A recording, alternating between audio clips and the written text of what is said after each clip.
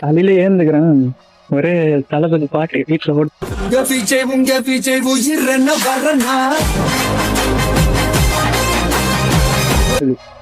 என் தம்பி எல்லாம் பாட்டு போட்டு ஆடினு இருக்கிறாங்க.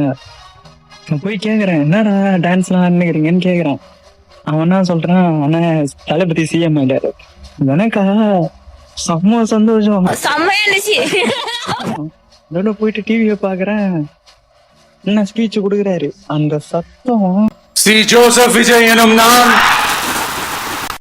எலெக்ஷன்ல நிக்கிறதுக்கு முன்னாடி என்ன சொல்லுங்க, இந்த மாதிரி உங்க தலைவர் எல்லாம் 10 சீட்டு கூட ஜெயிக்க மாட்டாரு, சினிமா ஆக்டர் கூத்தாடி எல்லாம் சொல்லிட்டு தந்தாங்க. இப்போ வந்து 1 மாசம் கூட தாங்க மாட்டாரு அப்படின்ட்டாங்க. இவனுங்க அப்படி சொன்னப்போ எலெக்ஷனே அவர் ஜெயிச்சு வந்துட்டாரு. இந்த 1 மாசம் இவனுங்கன்னா இந்த ஒரு 6 மாசம் செக் வைக்கிறது எல்லாமே பண்ணுவானுங்க. அதுக்கப்புறம் வந்துட்டு அவர் ஃபுல் கண்ட்ரோல் எடுத்ததுக்கு அப்புறம் இந்த சூழ்ச்சி பண்ணவங்க, ஊழல் பண்ணவங்க எல்லாரையும் ரிவீட் அடிப்பாரு. அப்ப தெரியும். இந்த 1 மாசம் ஆட்சிக்கு வந்ததுக்கு அப்புறம் அண்ணன் வந்துட்டு அண்ணல் அம்பேத்கர், ஐயா காமராஜர், தந்தை பெரியாரு, வேலு நாச்சியார் இவங்களோட வழியில விசில் பறக்க ஆட்சி செய்வாரு. அதுல எங்களுக்கு முழு நம்பிக்கை இருக்கு. ஆனா நம்ம தான் கொஞ்சம் வெயிட் பண்ணணும். ஏன்னா இவங்க கடன் வாங்கி வச்சுட்டு போயிருக்காங்க, இவ்வளவு பண்ணிட்டு போயிருக்காங்க.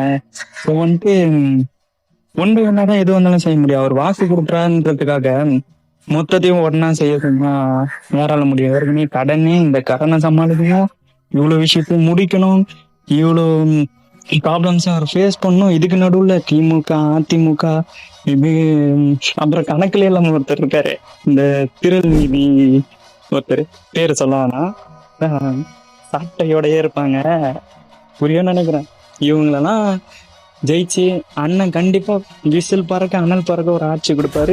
உங்க விஜய் நான் வரேன்.